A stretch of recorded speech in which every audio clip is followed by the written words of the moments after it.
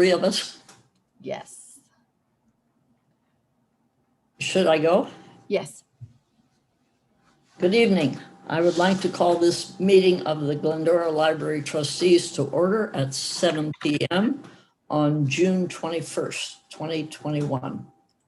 For the audience tonight, I am the president and serve as the presiding officer for tonight's meeting.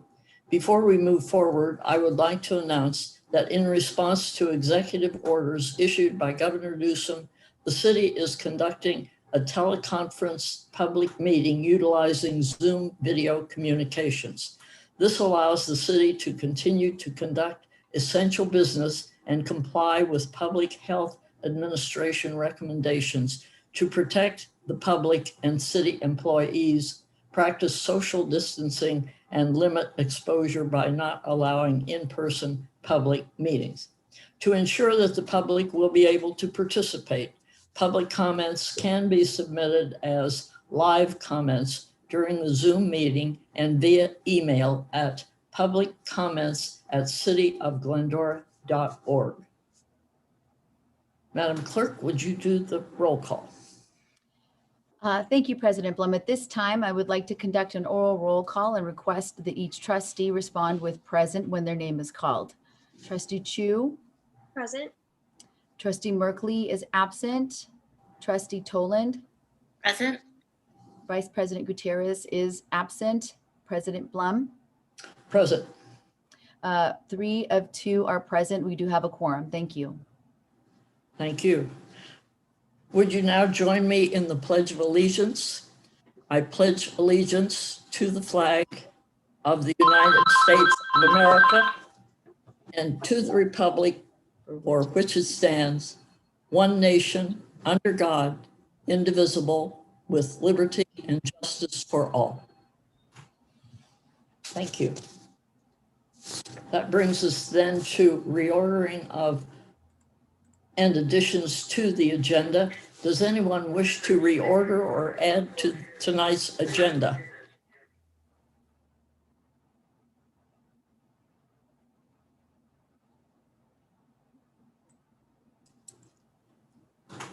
Sorry about that. Hearing no one, that will bring us then to public comment. I will now open the public comment period.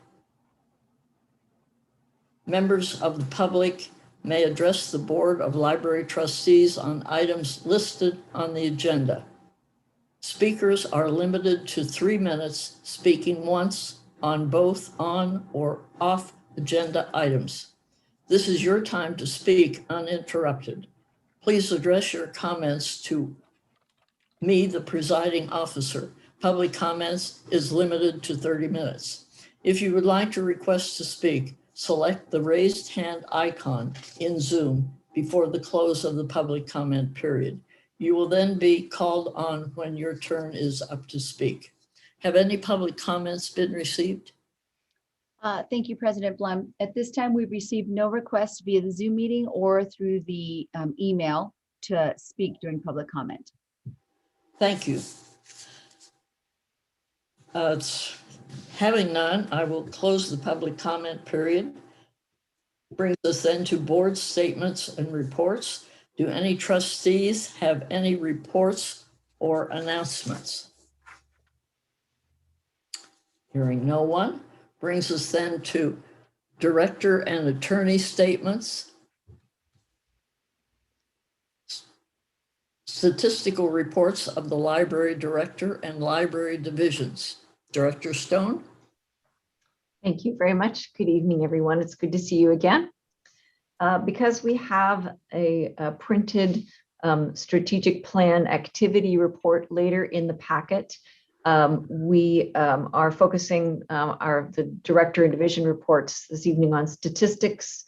We start with the usual statistical summary, and the underlying statistics are seeing some nice increases in our Wi-Fi usage, our computer usage, our self-check usage, and in our circulation, as you would expect, because we have now more main floor hours. You will see a full 12-page version of these underlying statistics in a couple of months when we do that we do that semi-annually. The next time will be in August. So you'll see that full 12-page report for this fiscal year at that time. But the summary is in your packet. We also have included in the packet an update of the COVID by the numbers report. Since you're fairly familiar with that one, we will supplement it in person by having acting library services manager, Cindy Romero, present to you some updates on the Summer Discovery Challenge and other summer programming. So I'll turn it over to Cindy. Good evening. Thank you, Janet. Good evening, everyone. Elvie, if we could go to the next slide, please.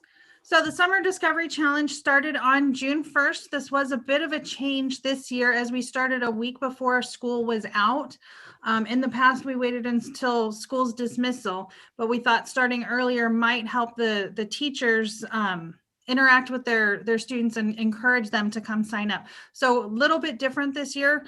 If we could go to the next slide, we'll start to see some of what our participation looks like. So these were the numbers as of Thursday.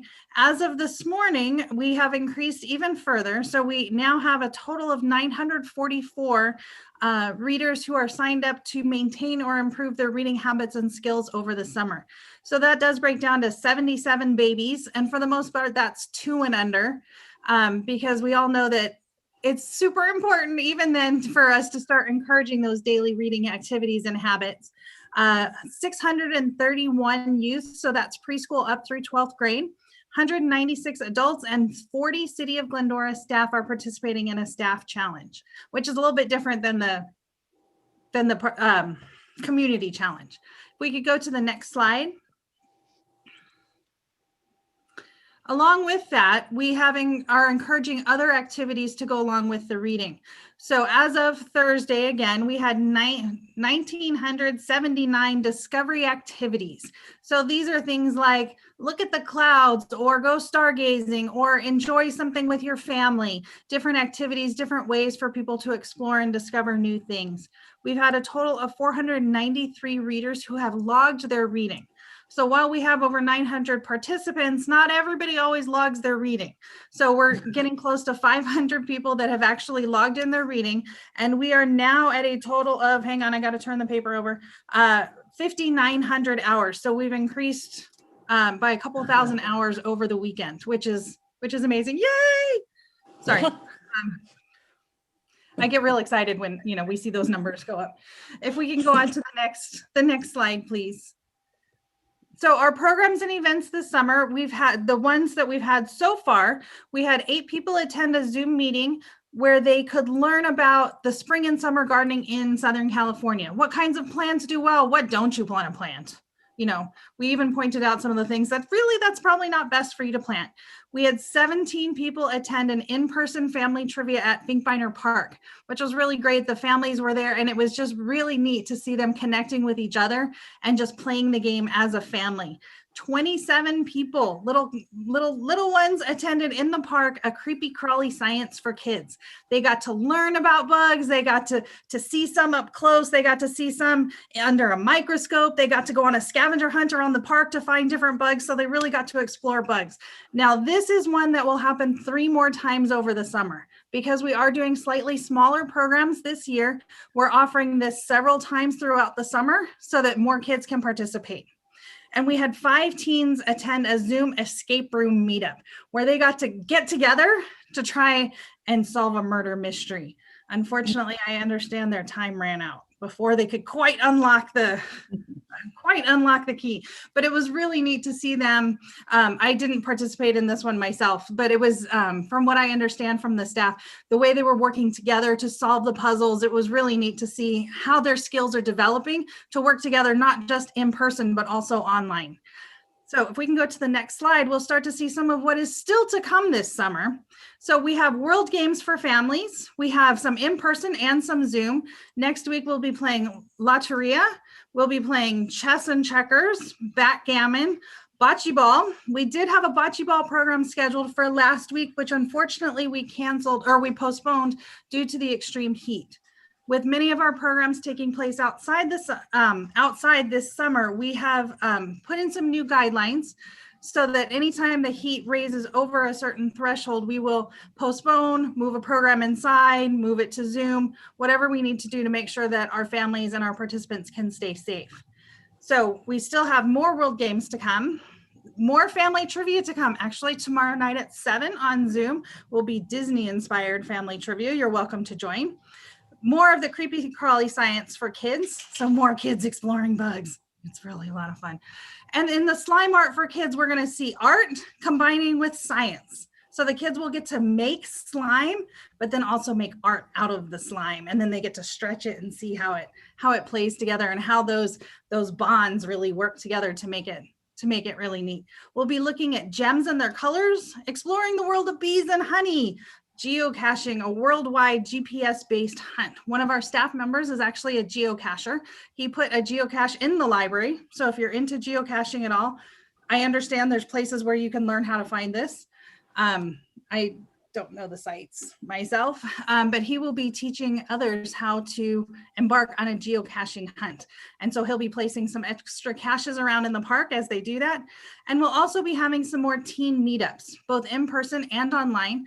More places, more opportunities for those students who are 11-ish going into 5th grade and up to really connect both in person and online, for them to make those interpersonal connections, just get together. Sometimes it's just like that escape room where they can learn to, work together. Sometimes it's different trivia games. Sometimes it's just an opportunity for them to talk and connect with other people. We can see the next slide, please. So the Plaza Discovery Place, as I mentioned before, when we were talking about SDC, we would be moving much of the registration and reporting to the Plaza Discovery Place. So this summer, our participants can connect with the library and the Discovery Challenge, and of course each other, while they're picking up their rewards, picking up their activity bags. So instead of having weekly crafts and science in the library, participants can pick up those bags and take them home and experience those activities as a family. Seeing activity demonstration, learning about new activities, and all of that takes place on Tuesdays and Thursdays. So Tuesdays from 4 to 7 and Thursdays from 10 to 1 on the plaza. In the first 3 weeks, we had 737 participants. So we had a whole airplane. No, I'm just kidding. Sorry. I see 737 and I see an airplane. Sorry. Old flight attendant joke.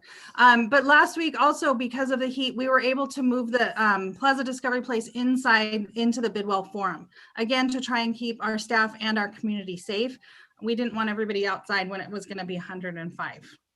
So, but 737, we're averaging well over 100 participants per session, which is, it's really neat to see.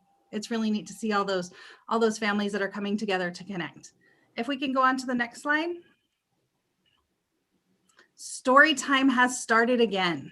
So Storytime, in-person Storytime, we've had Storytimes throughout the, when the main floor was closed, but on Zoom, but now Storytime has returned in person. So if we can go to the next slide.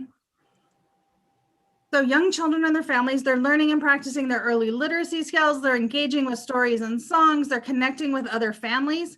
So each of these Storytimes is taking place outside on the plaza. On Wednesday mornings, we have a 9:30 and a 10 o'clock session. People are registering currently to be able to participate in the story time. We set up the easy up so there's nice and shade. In the first 6 sessions, we have had 105 people participate in story time. So it's again, I keep saying it's really neat, but it is great to start seeing the families coming together and connecting, the kids engaging with the stories, singing along. Some of the kids don't remember the stories. They were too young from when our main floor closed before, but others, you see, they're right there with their Blackbirds, following along with the stories and songs. So it's nice to have everyone back with us. If we can go on to the next slide. Youth library leaders. So this is how we have adapted our previous volunteer program. It is now the Youth Library Leaders Program. If we can go on to the next slide. So teens ages 12 to 17, boy, I almost said 10, are learning job and leadership skills, enhancing and building their early resumes. We did have one volunteer who very recently got his first job, and what was on his resume was years of volunteer experience at the library, and he believes that is why he got the job. They're engaging with their community. They're earning those volunteer service hours. We held 2 orientations for potential volunteers. During those 2 sessions, we had 132 potential volunteers come. We did not get applications back from all of them, but we did from many of them. So we have now started having the volunteers working for us with us. They're volunteering at the Plaza Discovery Place. They're helping out during Storytime. They'll be helping out with the Creepy Crawly Bugs program or the Slime Art programs. So we'll starting to see volunteers working at the library again, which is kind of neat. During that orientation, we asked the volunteers a couple of questions. Now, what we're looking for here is to gauge over the next several years and even further, gauge the change that this program has had on those students. Sometimes it's easy to see the change with, certain board members that, started as youth volunteers and now they're library board members. So sometimes it's very obvious the changes that programs like this have, but we really want to be able to measure that impact. So we started with some questions. If we could go on to the next slide. How often have you been in a previous leadership position? Most of our students said more than 3 times. Well, between that and 3 times gets us like 54%. So, but these are the students, many of them that are returning volunteers. Over time, I think we'll start to see different numbers. At the end of the summer, we may see these numbers change a little bit, even as some of the students are working with us. We will be hosting our first Leaders in Training. So that'll be the younger version of our youth library leaders, the 10, 11, and some of the 12-year-olds. And I expect to see very, very different numbers from those students, where they're going to be in leadership positions very infrequently. And so we'll be able to measure that over the time. The next question, if we could go to the next slide, please, Elvia. How often do you feel valued and appreciated by others? This is one thing that we've noticed with volunteer programs, especially youth volunteer programs, is it gives the students a chance to feel valued and appreciated. So it's not just the value that they're giving to us, but the value that they can take away from the program. So it's, yes, they're getting leadership skills and things like that, but it also gives them a personal value and a personal stake in what they're doing. Now, most of our students either said almost always, often, or sometimes. Very few of them said rarely, which is phenomenal and really good. We want to see that. We want to see our community as a whole valuing our students, but we'll see if and how this changes. If we can go to the next slide. How often do you feel useful in the community? Again, many of our students say often or sometimes or almost always. I think our community as a whole values student participation and engagement. So again, we'll see how this changes over time. And then the final question, Elvia, if we could go to the next one, please. How often do you help other people without getting paid? And again, most of our students said either often or sometimes or, always. Now, of course, these are 12 to 17-year-olds answering the questions. So, sometimes there's a little bit of a lens there that might skew things, but I think the important takeaway here is this is going to be more of a baseline and we'll see how these change. These questions were actually taken from the Search Institute's Janet, I just spaced on the assets, the Developmental assets? Thank you. Yes, the developmental assets. Sorry, she and I were just talking about this a couple hours ago. So they were taken from the Search Institute's developmental assets, which seek to explain some of those things that students need as they're progressing through their lives. So they need to feel valued. They need to have positive relationships with adults that are not their parents or their teachers. They need to have community that trusts them. And so that's where some of these survey questions came from, is ways to measure how the students are doing outside of just their academics. So if we could go to the next slide, I think we're just about done. So Summer Discovery Challenge, and many of our programs, of course, are brought to you by the library and the Friends Foundation. So back to Janet. Thank you very much, Cindy. So those are the summary and the COVID by the numbers and the information about summer programming, a little bit of statistical context for the library these days. We're happy to answer any questions before we move on to the rest of the agenda. Anything I can answer for you? Anyone? I have a question. So for the survey questions that Cindy just pointed out in terms of measuring change over time, are you guys only are they going to retake that survey at the end of the summer as well? Okay, got it. Cool. And then how do you guys relay the changes or updates to events for people when you like move it to indoors, or if they're postponed another day? Do you just call the people who have registered and send out and then can you register day of for events? Yeah. Cindy, you can go ahead and unmute, Cindy. You're good. So yes, we this summer we are taking registrations for most of our in-person programming, which helped us greatly last week because anything that needed to be rescheduled or moved, we were able to call the families that had registered to let them know that things were changing. So a bit of an offhand, we don't usually take registrations, but it worked to our benefit last week. So yes, we are absolutely doing phoning everyone who's registered, and yes, you can register the day of a program. Okay. I think that's all my questions. Thank you. Miko? Nothing. I love the surveys. You know, they are wonderful, and I do wonder if it might not help the kids to understand a little bit of what they are doing and why. You know, I think it will be interesting to see how those surveys change over time, but I think it's great. I think it's really a great thing to do, and to basically keep track of what you're doing and doing so well. You know, it's really great to develop leaders in the community, and you're doing it. So thank you very much. Thanks lots. Cindy mentioned that we don't usually take registrations. That's, that usually is, pre-pandemic.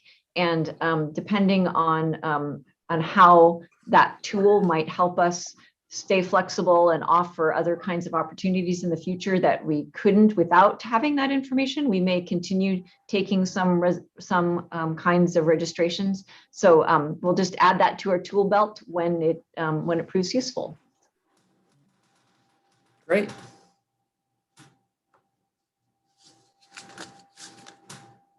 Is that it?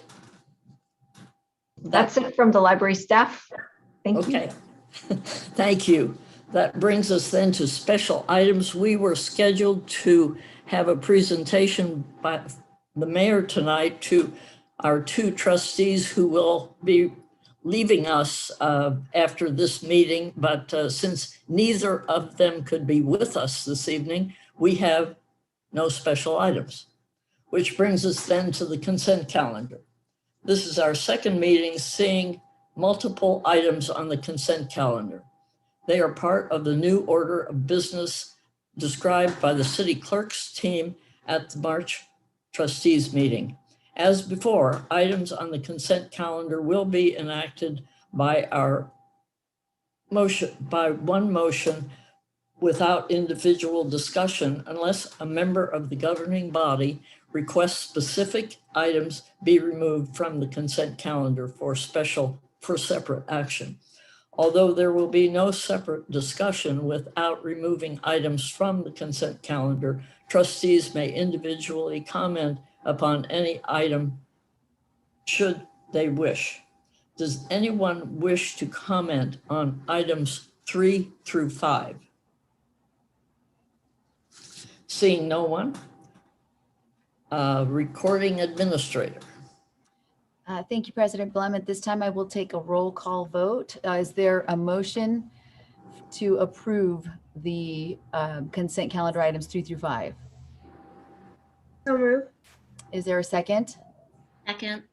Thank you. We have a motion by Trustee Chu, a second by Trustee Toland. I'll take a roll call vote. Trustee Chu? Aye. Trustee Merkley is absent. Trustee Toland? Aye. Trustee Gutierrez, Vice President Gutierrez is absent. President Blum? Aye. Thank you. And that passes 3-0, 2 absences. The item will be received and filed. That brings us then to board agenda items. There are none. On to unfinished business. There is none. That brings us then to new business, item 6, orientation planning for new board members. Next, we have orientation planning for new board members. Director Stone. Thank you once again. So the idea here is to review for you what the current practices are and to see if there is any further direction needed, since we have 2 new board members who will be starting their tour of duty in July. Next slide, please. So just a summary of some of the main elements here. From the board's side, there's a document, 4 steps to welcoming a new board member. That's the image I've included here. These are all also available in the packet. 4 steps to welcoming a new board member. As part of those steps, we offer orientation meetings with the library director and, if available, the board president or vice president. We have a substantial 150 to 200 page orientation notebook that we provide at that time. And there's also behind the scenes a checklist for new board members that, that we go through administratively, operationally behind the scenes. And a sample of that is included in the packet as well. Next slide, please. So when this process has come up for discussion in the past, among the kinds of things that were discussed included mentoring and guidance of incoming trustees by the continuing trustees, an interest in increased follow-up after the initial orientation. There are some suggestions on some documents that could be added to those that were made available. I think we've taken care of all of those. And then some suggestions made for welcomes that could be extended by the board officers and staff. And we've also instituted those from prior discussions. Next slide, please. So speaking of the documentation that's been provided, among the things that we update every time include the goals and objectives, the strategic plan, sections of the approved budget, the organizational chart, board meeting dates, that's important, of course, and various board documents such as the roles and responsibilities of the trustees and the bylaws. Next slide, please. So in addition to supplying that full collection of documents, which includes but is not limited to the ones from the previous slide, we also have a discussion during orientation and cover things like the role of the education code with the trustees, the strategic plan elements, highlights of the budget. We touch on the Brown Act and public records concepts, and also look at some of the key documents and guidelines such as the collection development policy. Next slide, please. And on top of what's in the standard notebook, often as we go through and questions arise, additional things are offered. The 4 steps document is also provided, the full statistics. You can see the list here of some of the things that we also include on top of what's included in the table of contents for the typical notebook. Next slide, please. The city also has its own processes, which include typically Brown Act training, ethics training, and then they also get in touch regarding filing regarding conflict of interest information. Next slide, please. So that's a very quick overview of really what's a pretty detailed process. Our recommendations tonight are just that you receive that review. We're happy to answer questions about it. And then provide direction either to staff or each other as you deem appropriate based on current practices. So over to you. Thank you, Janet. Anybody have any suggestions of anything that should be added to this or changed or we should do differently? No, I think all of my suggestions have already been addressed in the changes that they've added. Thank you. Okay. Tamiko, you have any thoughts? I don't have anything to add, President Bloom. Okay, thank you. Then we will receive the staff review of orientation elements for incoming trustees, returning trustees, and I guess the direction to staff is that things are fine as is, and we will receive and file this. Okay, we can request a motion then to receive Yes. and file. Right, I need a motion to receive and file. So move. Second. All those in favor? Aye. Yeah, we can take a roll call vote. Oh, I'm sorry. That's okay. Okay, Trustee Chu, Aye. Trustee Toland, Aye. President Blum, Aye. and Trustee Merkley, Vice President Gutierrez are absent. That passes 302. Thank you. Thank you very much. Next, we have the Board of Trustees workflow for fiscal year 2022. Director Stone, would you present this report too? Absolutely, I'd be happy to. We don't always pull out the fiscal year workflow, but because the last couple of years have been unusual, it seemed like a good time to review it and just talk about what it is and what it is not, and that sort of thing. Just take a moment here as we are transitioning. So if I can have the next slide, please.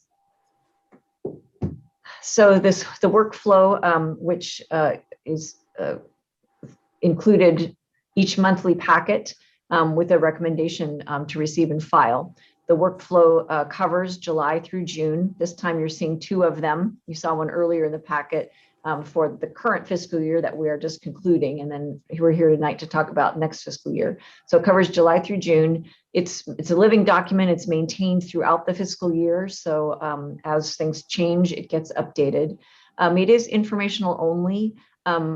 Just being on that list does not necessarily create or mandate agendized action items. Some of them are informational, some of them move and change. It's just an instrument for information. And in this case, for fiscal year 22, it includes we'll talk about the policy reviews that were deferred during COVID-19, just because we had such an unusual meeting schedule and because of the other impacts on staff and time. Next slide, please.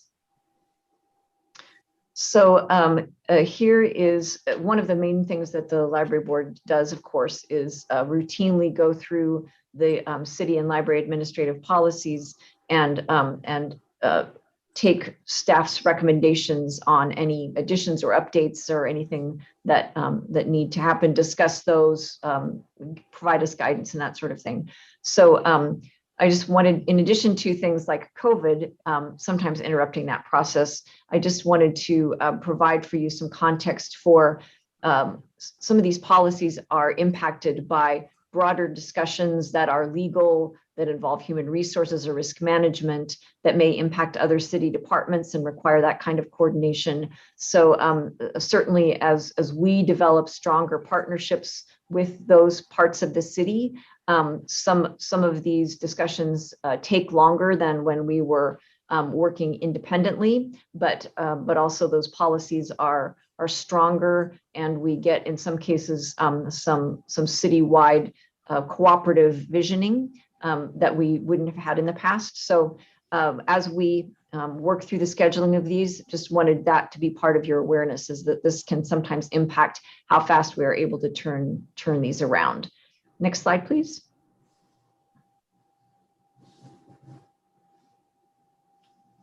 So not only can certain things regarding citywide considerations impact the policy discussions, but other things can impact other elements that are on the usual workflow. Those include our staffing levels. They include other additional board activities, such as the strategic planning review that we had in May. That had sort of a ripple effect on how we're covering the strategic plan in the months that follow, because that was such an in-depth look at that, for example. The timeliness of the materials that go into the budget. Sometimes we are relying on those from other sources. So our statistics, our financial data, those sorts of things. Occasionally our work is delayed by how we're getting those data to report to you. Occasionally, sometimes more than occasionally, software and platforms change. And that means that we are not able to get reports in the way that we had been getting them. And in adjusting all of that, there can be some hiccups in the reports that we provide or complete transitions in those. And then sometimes our affiliates have their own workflows or schedules. For example, the Friends Foundation, their timing might impact when and how we are able to report on funding opportunities from them, for example. So there are lots of factors that will fold into this living document as it's presented to you each month. Next slide, please. So that's a little bit about the context. What you have in the packet is just like what we see at the beginning of the year. It will develop as we go. I did want to point out one thing that I added based actually on previous discussions about the board member orientation, is that in August I did insert a new trustee orientation check-in just to see after a couple of months, how things are going. And again, this is informational, so as needed that can flex, but at least it's kind of on record now that had been an interest before, is having some more follow-up with the incoming trustees. Happy to answer any questions about this. Where our recommendation is now that you have some context, is to receive and file, and then you'll just start getting it in each packet monthly, as we always have been. Trustee Chu, do you have anything? No questions. Toland? Ms. Toland? Thank you, President Blum. Okay. We will then, it will be received for file, and could I have a motion? So move. Second. All those, nope, sorry. It's okay. You're getting pretty good at this. Okay, I'll take a roll call vote. Trustee Chu, Aye. Trustee Toland, Aye. President Blum, Aye. and Trustee Merkley, Vice President Gutierrez are absent. That passes 302. Thank you. Thank you. That brings us then to fiscal year 2020-2021, closing week's strategic plan report. Item 8 is the fiscal year 2020-2021, closing week strategic plan report. Director Stone, this is another report for you. Thank you. Thank you very much. So this, because we did meet early in May and have a public strategic plan review workshop that was several hours and quite in depth. We did not provide a complete comprehensive year-end package for you on the strategic plan. We will be coming back to you at a future meeting with a report on that review session. But to fill the gap between that review session and the end of the fiscal year, we have included a report that pulls out some of our strategic plan elements and indicates what we've been working on in each of those. The big thing I want to add verbally to that report is that on July 1st, and that is midweek, so on Thursday, July 1st, we will be returning the main floor to its pre-COVID hours. So because that's a Thursday, that will be Thursday, Friday, and Saturdays from 10 to 5, and then Monday, Tuesday, and Wednesdays from 10 to 8. And again, we're picking that up in the middle of that week just because July 1st, beginning of the fiscal year, sort of clean that way. We will, of course, be closed on July 5th for the holiday. but we're returning to our main floor full hours on July 1st. So that is definitely cause for celebration. Until then, the main floor remains open Monday through Friday from 10 to 4. There are still at this time no new overdue fees being charged until July 1st. And we are welcoming payments on any prior fees that might be on patron accounts. And we have started a communication campaign with our card holders to inform them about, first of all, to thank them for the care they've taken of the library materials during the main floor closure and then also the main floor limited hours, and that to let them know that new overdue fees will begin again, start again as normal on July 1st, 2021, and and explains what to bring back to avoid new fees, welcomes people to come and pay any prior fees that may have been on their accounts and so forth. So that communication started going out last week. Let's see, and then of course you've heard a great deal about our summer programming, which is happening both outside and inside, and online. We're keeping it comfortable in the heat, and we're keeping our eye on things like air quality. We're encouraging everybody to call for status of those programs and for information on registration. Because we had computer center separate in Bidwell for a while, I just want to confirm that those computers are now available on the main floor, integrated with their main floor services. The only other real update I have to the report that's in your packet is that the City Council meets at their regular meeting tomorrow night. On the agenda, among other things, is consideration of the budget that was presented in workshop a couple of weeks ago and was brought to you at an earlier meeting for you to see the library portions of that. So they will be considering the budget for action tomorrow night at City Council.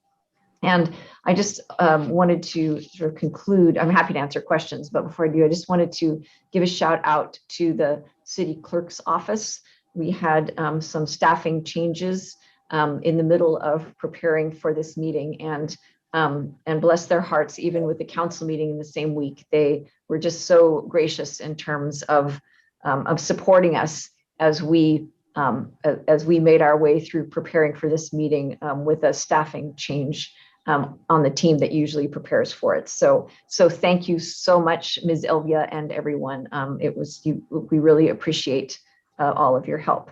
And with that, I'm happy to answer any questions about what I've shared with you verbally or what's been provided to you as part of the packet. Thank you. Trustee Chu, have anything? I'm not sure if you said anything about capacity. What is the capacity? Are you guys going back to full capacity July 1 or? Actually, yes, there are no capacity limits at the moment, even. So yeah, we're already there. No other questions. Thank you. Ms. Toland? I just have a question about there's been a few folks who've left the library. Are you close to hiring anyone for those positions? And how is your staff holding up, filling in those positions while you're looking? So we actually have had some new part-time hires, so that's exciting. And we, as far as this brand new vacancy goes, we have a couple of options in terms of how to bridge the gap until we can run a recruit. Human Resources is running on a small but very mighty crew. And so one of our part-time recruits is the very next one in the pipeline, and then our others are lined up behind that. And we are having discussions with all the staff who are impacted by the ripple effects to help offload things and deprioritize things that that cannot be absorbed during the vacancies. But in terms of this most recent one, like I said, we do have a couple of options on how to get some help in that role until the recruitment takes effect. And we haven't actually picked the solution yet. I won't share the details, but we're working with human resources on that. That's great. Thank you. I was thinking, opening as before is quite a celebration time. And I just thought, has the library ever had a banner across Glendora Avenue? Oh, good idea. I don't remember maybe with the centennial, it's possible. I wouldn't swear to that, but it's possible. That's a long time ago. Celebration, yes, a long time ago. And certainly, obviously, our great affiliate, the Friends Foundation, quite often uses those banners. But we will make a note and see, if not across there, maybe along the plaza, maybe there's a way that we can put some sort of outward face on that celebration. Yeah. Yes, I think people need to know that the library is back. That's a great Thank idea. you very much. And it's recommended that we receive and file this report. Do I have a motion? So moved. Second. Sorry. Okay, so yes, we've got a motion then by Trustee Chu, second by Trustee Toland. I'll take a roll call vote. Trustee Chu, Aye. Trustee Toland, Aye. President Blum, Aye. Trustee Merkley, and Vice President Gutierrez are absent. That passes 302. Thank you. Thank you. That brings us then to board and staff closing comments. Anyone have a closing comment? Maybe I should have said this in the beginning when you asked for announcements, but I just wanted to report back, and I went to the Serving with a Purpose mini conference that was held online a couple weeks back. And it was mainly geared towards the Friends Foundation, but there was a lot of great ideas circulating, and I loved seeing what other libraries are doing in terms of fundraising for their nonprofit organization, and then the funds going to the library. But also Maggie Laura did a great presentation on the virtual Night on the Plaza event, and I think that got a lot of a lot of people loved it. So yeah, just want to say that there was a lot of great ideas, and I hope that Maggie was able to get some notes on that as well, and then we could hopefully implement some new events coming in the future. Trustee Chu, could I ask a quick question? Can you repeat what conference that was, just for the minute, so that I get it accurately? Serving with a Purpose. It was a mini. Put on by who? I think that's what they're called, right? By whom? Purpose. Junior, Janet, you're muted. Thank you. Yes, I think that is how they are known. Is that's the name of the annual event is Serving with the Purpose. Yeah. And when did you attend that? A couple weeks ago. I don't remember the date off of that. I can look it up. That's okay. Thank you very much. This was, by the way, and I think Brianna mentioned it was. This was a mini conference that was sponsored by the Serving with the Purpose umbrella group. They also have an annual thing, but this was a specific little mini conference. Thank you. Sounds good. Any other comments? I would like to thank Cindy Romero, the staff, and everyone who is doing everything they're doing this summer. It's exciting. I'm sure it is very taxing at times, but I can only assume that library folks really are enjoying seeing happy people. I think all of us really look forward to seeing a lot of happy people, smiles and all that. And you are providing the basically the platform for that to happen in the city. And so thank you to all those who are helping that to happen. And rather than keep everybody any longer, I believe this is an opportunity to adjourn this meeting with, if there are if there is no dissent at 7:49. Thanks for being here, folks. Thank Glad- you. Glad that 3 of us could be. It wouldn't have been. So thank you all.